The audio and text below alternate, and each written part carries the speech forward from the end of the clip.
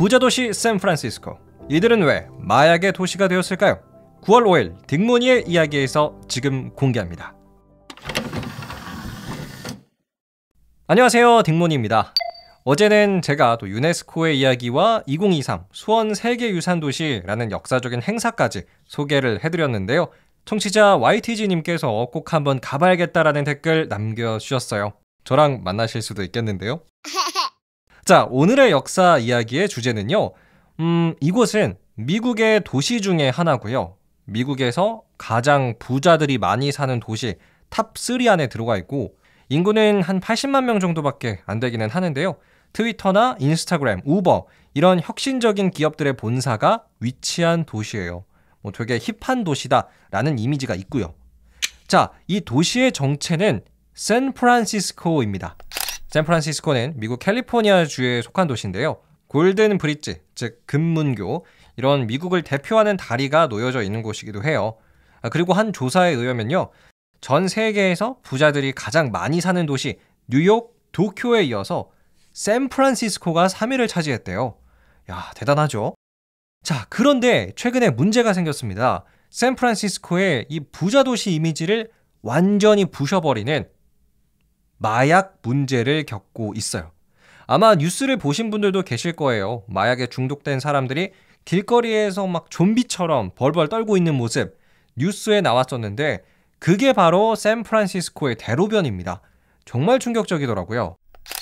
자, 그래서 오늘은 여러분과 함께 왜 샌프란시스코는 지금 마약으로 고통을 받고 있는 건지 그 이유를 함께 알아가 보는 시간 준비해 봤습니다. 끝까지 함께 해주시고요. 바로 시작할게요. 자, 샌프란시스코의 마약 문제를 알아보기 전에 이 도시의 역사부터 제가 빠르게 소개해 드릴게요. 일단은 이 도시의 이름이 좀 독특하죠? 미국의 대표적인 도시들을 한번 떠올려 보시면 뉴욕, 워싱턴, 버스턴 이런 영어스러운 도시의 이름들과는 다르게 샌프란시스코, 약간 스페인의 향기가 좀 나요. 그쵸? 맞습니다. 원래 샌프란시스코는 스페인의 식민지로 시작을 한 곳이에요. 지금 미국 서부에 위치한 샌프란시스코는 1776년 스페인의 식민지로서 그 역사를 시작했는데요. 가톨릭 세계관의 성인이었던 프란치스코라는 사람의 이름을 본따서 성 프란치스코라는 뜻의 스페인어 샌프란시스코가 되었다고 합니다. 자, 이렇게 스페인의 땅으로 시작했던 샌프란시스코는 1821년 땅의 주인이 바뀌어요. 스페인에서 멕시코의 땅이 됩니다.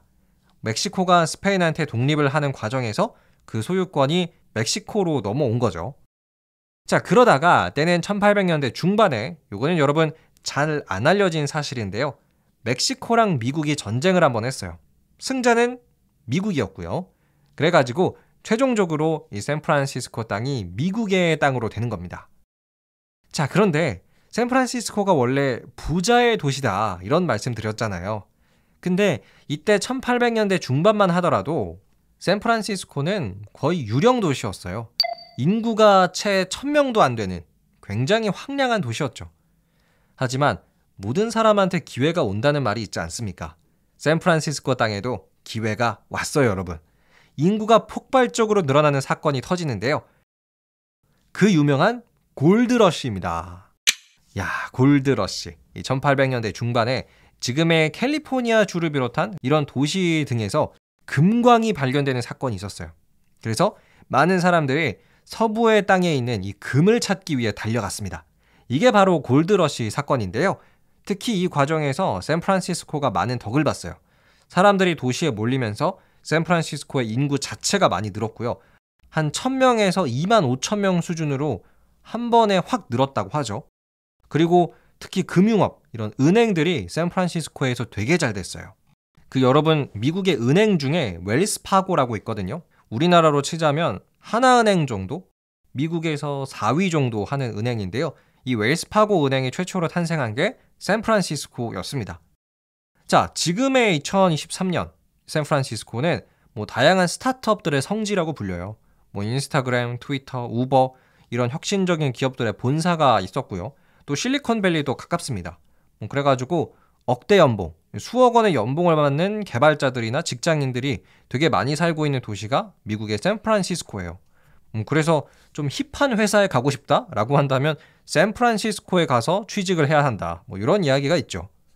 자, 그럼 지금까지 우리가 샌프란시스코의 역사는 좀 빠르게 알아봤습니다.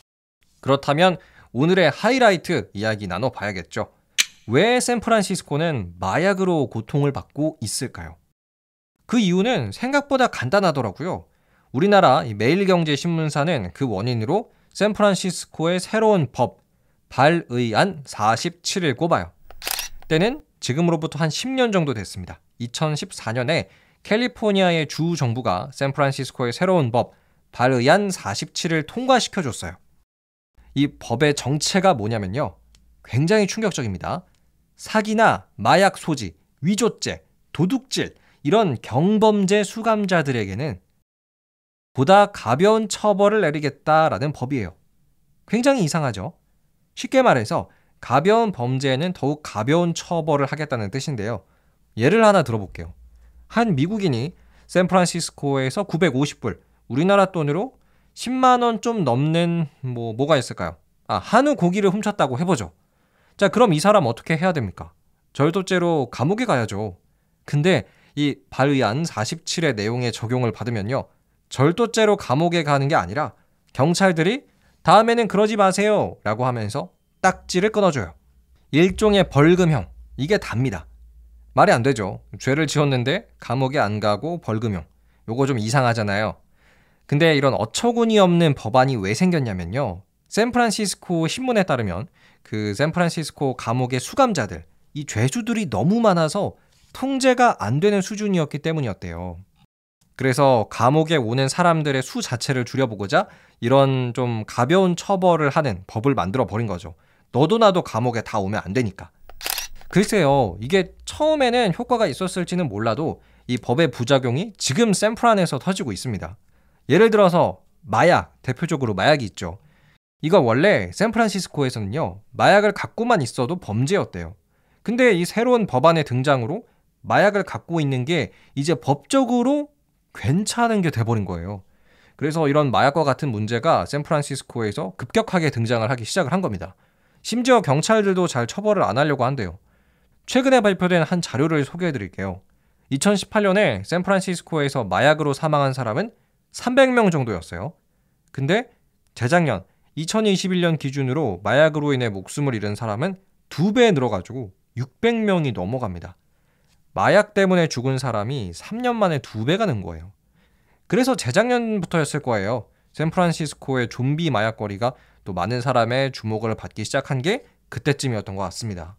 과연 샌프란시스코는 이 마약 문제를 어떻게 해결하려고 할까요? 여러분은 어떤 방법이 있다고 생각하십니까?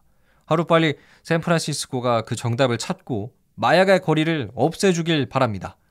끝! 네, 오늘은 샌프란시스코의 이야기 여러분과 함께 나눠봤습니다.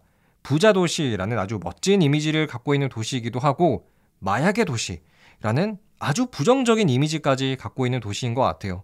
그래서 오늘의 이야기를 정리를 해보면 샌프란시스코에서 마약이 늘어나게 된 계기는 너무나도 가벼운 처벌 때문이었다. 이렇게 정리를 해볼 수 있을 것 같습니다. 원인이야 어떻게 됐든 하루빨리 이 마약 문제를 해결하기 바랍니다. 여러분은 오늘의 이야기 어떻게 들으셨나요? 여러분 생각에는 이 마약 문제 어떻게 해결할 수 있을 거라 생각하시나요? 댓글 남겨주시고요. 내일은요, 제가 대한민국 유네스코 세계유산의 이야기로 돌아오겠습니다. 우리나라의 어떤 유산들이 지금 유네스코 세계유산으로 등록이 되어 있는지 소개해드리도록 하겠습니다. 기대 많이 해주시고요. 여러분 궁금하신 이야기 있으시다면 언제든지 댓글 남겨주세요. 제가 바로바로는 아니지만 꼭 여러분이 궁금하신 이야기 소개해드리도록 하겠습니다. 재미있으셨다면 팔로우와 하트 눌러주시고요. 감사합니다. 안녕히 계세요.